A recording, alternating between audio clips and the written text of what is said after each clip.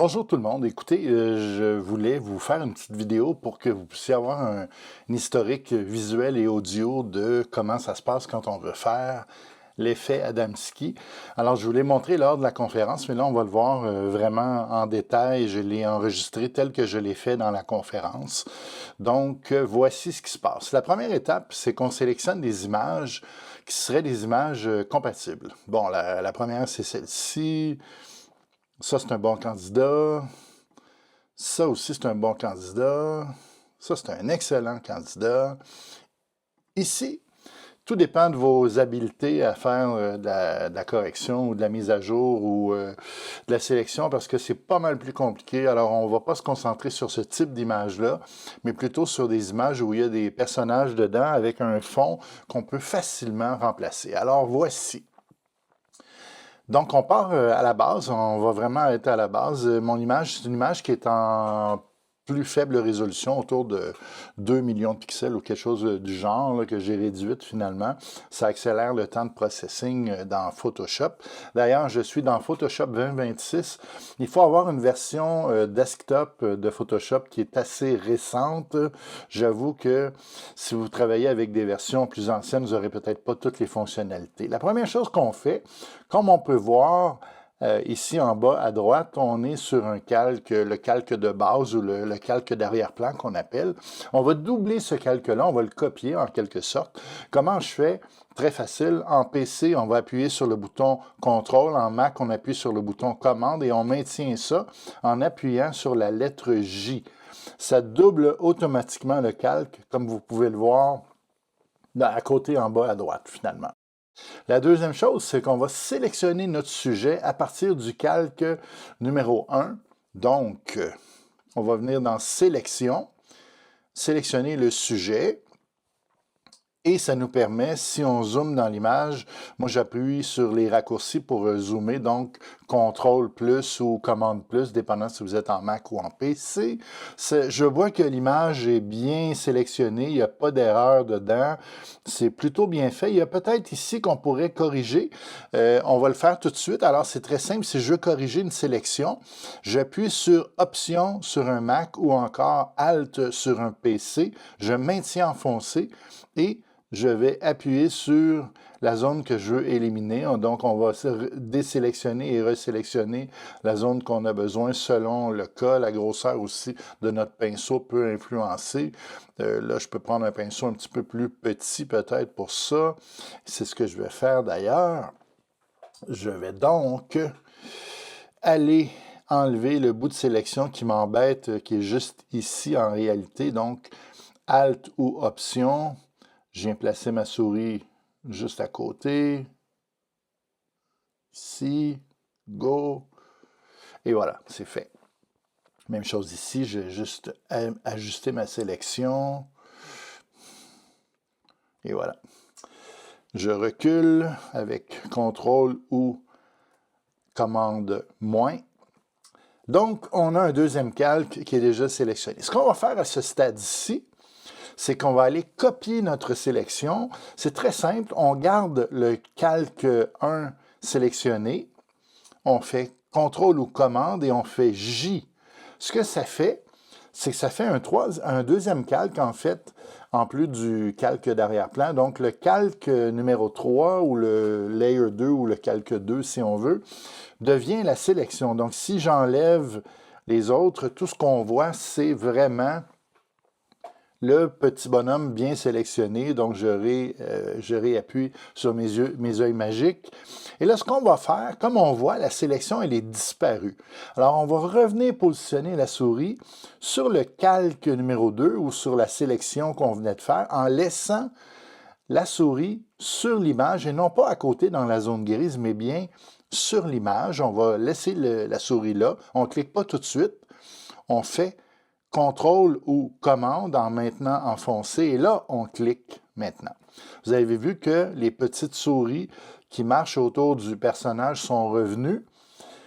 On va maintenant faire disparaître temporairement avec le petit œil magique à côté du calque la sélection elle-même et on va se déplacer sur le calque numéro 2 en appuyant dans je dis le calque numéro 2, mais en réalité, c'est le calque numéro 1 qui est dans la zone grise et non pas sur l'image comme telle. Il faut vraiment cliquer du côté droit pour garder la sélection active. Maintenant, je vais expandre un petit peu ma sélection. Donc, je reviens dans Sélectionner, dans Modifier, dans Étendre. Et je vais étendre, vu que c'est faible résolution, 20 pixels, c'est suffisant. Vous pourriez aussi demander qu'il soit étendu à quelque chose comme plus de pixels si votre image est une image à plus haute résolution. Ce qu'on vient de voir, c'est que ça découpe, mais en étant plus large que le calque original. Parfait, ça fait mon affaire. Je vais donc maintenant aller dans la sélection complètement en bas, dans le remplissage génératif. Je clique un coup dedans, je ne mets aucune commande.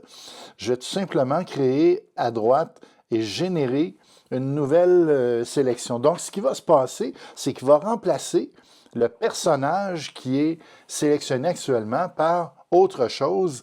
Et bien honnêtement, cette autre chose-là, c'est pas vraiment important ce qui va apparaître là, parce que éventuellement, on va, avec l'œil magique, on va faire réapparaître notre personnage dedans. Là, je le désélectionne. Ça nous donne donc un quatrième calque, un background, un calque 1, un calque sélectionné actuellement. Je vais garder celui-là qui est sélectionné actif. Je vais déplacer ma souris juste en dessous dans la zone grise et non pas sur l'image elle-même, bien dans la zone grise. Je vais appuyer sur Shift ou sur le bouton pour faire un majuscule, un petit majuscule temporaire. Je clique une fois, ça sélectionne deux calques, deux des 4 calques qui sont là actuellement. Maintenant, on veut aplatir ces deux calques-là ensemble dans un seul et même calque. Alors, ce qu'on va faire, on va faire Commande ou Contrôle si vous êtes en PC, E, la lettre E. Ça va nous amener sur un seul calque. Et à partir de là, ça devient pas mal intéressant. Je vais aller dans Filtre, ou Filter en anglais, Galerie de filtres, de flou. Le quatrième à partir d'en haut, il s'appelle Path Blur en anglais. En français, j'ai aucune idée. Et ça nous amène donc dans cette page-là dans laquelle on peut modifier certains paramètres. Ce qui est important, c'est que si je veux changer la direction du flou, je peux prendre une ou l'autre des deux petits points blancs, un ou l'autre si on veut. Je vais prendre le point blanc où il y a la flèche vers le haut, j'amène ça vers le haut, je peux tirer aussi loin que je veux. Je vais faire la même chose avec celle d'en bas complètement. C'est important d'être vraiment sur le point blanc. Si vous allez à côté, ça risque de déraper, mais vous pouvez recommencer et le refaire autant de fois que vous voulez, c'est pas grave. Maintenant, mes ajustements dans Path Blur, je peux sélectionner le premier curseur en haut qui se trouve à être la vitesse de mouvement, parce que c'est un mouvement vraiment qu'on va mettre et créer. Je le mets à peu près au centre et là, je valide qu'est-ce qui me parle plus. C'est tellement une question de goût et c'est tellement personnel. Pour l'instant, moi, je vais garder cette valeur-là. Et le deuxième en dessous, je vais juste en ajouter un petit peu. Ça renforce un peu l'image. Vous allez voir que vous avez toujours le contrôle sur revenir en arrière, sur la distance. Vous pouvez changer l'angle complètement, en autant que vous gardiez toujours la souris bien pointée et bien cliquée sur le point blanc, parce que si vous allez cliquer à côté, vous allez créer une autre direction, et c'est pas ça qu'on veut. Alors, présentement, ça me convient. Je vais faire OK, ou je pourrais faire Enter. Ça va m'amener donc mon effet. Ce que je fais presque toujours et systématiquement, je fais un ajout de saturation. Donc, on peut aller évidemment dans Images, Ajustements, aller dans Saturation éteinte, et puis pousser le curseur un petit peu. Je le mets généralement autour de 20 dans ces eaux-là. On pourrait le faire comme ça, mais on pourrait aussi le faire tout simplement en faisant Commande U. Et c'est un raccourci que moi j'aime bien et le placer autour de 20 encore une fois. Faire OK. Puis on peut même ajouter un peu de contraste tant qu'à y être en faisant Commande ou CTRL L. Et là, on peut resserrer un peu les basses. Donc ça va donner un petit peu plus de contraste à mon image.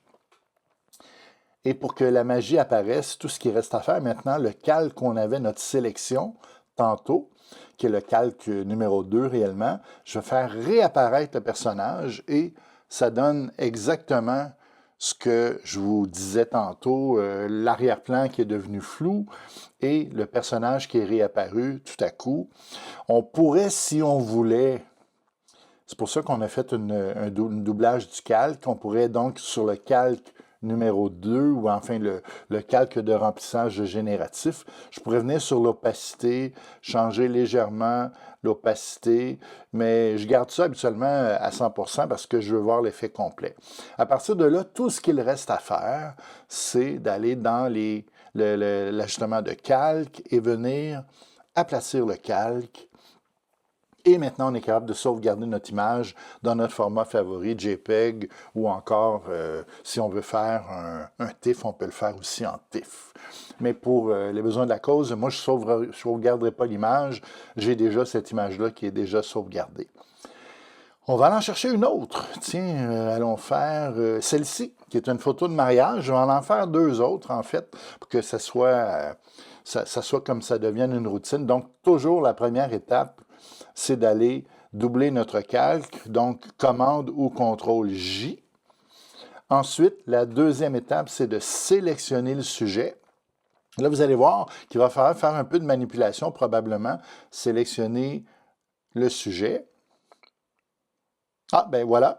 Si on pousse un peu l'affaire et qu'on regarde de plus près, là, je suis à 300% de l'image, on voit que ça a manqué un peu du côté de la robe. Et moi, je voudrais aussi sélectionner le quai au complet. Alors, ce que je vais faire, je vais tout simplement aller me chercher un outil de sélection. Habituellement, le quatrième outil à partir d'en haut, à gauche, dans la sélection des outils, me permet de prendre une espèce de brosse que je peux mettre plus ou moins grosse. Je n'ai pas besoin qu'elle soit tellement grosse. Et tout simplement, en plaçant où on veut ajouter, on va venir cliquer et déplacer la souris en maintenant enfoncé. Donc, ça va nous permettre de garder une sélection, d'ajouter à la sélection existante. Donc, comme ça. Je vais rajouter les poteaux, parce qu'il ne faut pas les oublier. Un là, un là. Et Photoshop est rendu tellement performant que c'est une opération qui est plutôt facile à faire. Ne pas oublier tous les points qu'on aurait peut-être oubliés. On a juste à regarder où sont les petites souris qui se promènent. Je vois que tout est bien sélectionné, c'est parfait. Et à partir de là, ma sélection est faite. Je vais faire CTRL ou commande J enfoncé et simultanément, j'appuie sur J, la lettre J. Ça me met donc un deuxième calque qui est la sélection en question. Avec le petit œil magique, je vais le faire disparaître pour le moment. Je vais retourner sur l'image de mon calque qui est temporairement désactivé. On va laisser la souris dessus sans cliquer. On va faire CTRL ou commande et on va cliquer dessus. Ça nous ramène notre sélection qu'on avait fait tantôt. On va redescendre sur le calque numéro 1. À partir de là, je vais maintenant étendre un peu ma sélection. Donc, on retourne dans l'outil sélectionner, modifier, étendre. Encore une fois, je vais prendre une vingtaine de pixels, c'est suffisant. En gardant en tête que l'image qui va apparaître en arrière, bien, de toute façon, on va la faire disparaître éventuellement. Donc, remplissage génératif, je fais simplement cliquer dessus en ne donnant aucune commande. Je fais générer. L'image va se générer par elle-même. Ça va donner quelque chose qui va un peu faire disparaître les mariés et le quai. En réalité, c'est ça qu'on veut, parce qu'on veut l'image qu'on va être capable de manipuler. Voilà, c'est fait. On ne se préoccupe pas trop de ce qui est au centre ici, ça ne me dérange pas parce qu'éventuellement, les mariés vont être par-dessus de toute façon. Ça ne change absolument rien. On revient donc sur le calque numéro, le calque enfin qu'on vient de créer. On va sélectionner le calque 1 en descendant la souris dessus, en poussant sur Shift, maintenant Shift, et on fait clic. Côté gauche, évidemment, comme d'habitude. Ça nous donne les deux calques sélectionnés. On va écraser ces deux calques-là ensemble en faisant commande. Maintenant, commande ou contrôle E. Ça fait donc disparaître systématiquement ça fusionne en fait les deux calques. On va retourner dans les filtres,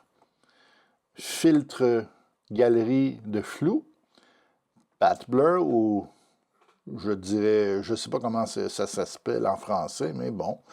Je vais refaire un peu le même effet, similaire. On pourrait, tu sais, je vais vous montrer quelque chose d'amusant. On pourrait prendre le point du milieu, l'amener n'importe où, puis faire un croche avec si on veut. Ça va donner un effet complètement différent. On peut exagérer notre affaire, ça fait un flou en rond, ce que moi je trouve pas très pertinent. Donc je vais revenir en arrière. Là, j'ai fait tout simplement CTRL ou commande Z. Je le refais une autre fois. CTRL ou commande Z, ça nous ramène à notre sélection qu'on avait tenté de faire, là, je trouve pas très, très intéressante. Mais bref, je refais CTRL, commande Z. Je reprends mon petit point blanc ici qui est là. Bien important de bien cliquer dessus, pas à côté. Et je vais remettre ça parfaitement vertical comme c'était à la base. Je vais aller un peu pousser mon effet. Je vais rajouter un peu du deuxième. Et vous pouvez toutes les essayer, en fait, en dessous. C'est le grain ici qui pourrait apparaître, ou enfin. Manipulez-les, là, amusez-vous à faire des manipulations, c'est amusant. Je vais faire OK là-dessus. Je vais augmenter ma saturation avec CTRL ou commande U. Je vais augmenter ma saturation par à peu près 20. Donc 19 dans ce cas-ci, c'est parfait. Même chose pour le contraste, commande ou CTRL L. Cette fois-ci, je vais mettre un petit peu plus de lumière, pas trop, juste un peu. OK. Et là, je vais ajouter mes personnages. Alors, ça donne cet effet-là, c'est ce qu'on appelle l'effet Adamski. Il me resterait tout simplement à aplatir les 3 calques sur une seule et même image. Donc, dans Calque, aplatir les calques, ou ceux autres qui appellent ça en anglais flatten. Moi, je me suis fait aussi une action pour le faire directement, mais je passe par le système au complet pour vous montrer comment. Et ça donne cette image-là. À partir de là, on pourrait la sauvegarder comme on veut, quand on veut.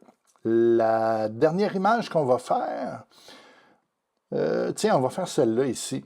Parce que celle-là est un petit peu plus complexe. Il y a un petit peu plus de trucs qu'il va falloir qu'on vérifie. Donc, on commence toujours en doublant le calque.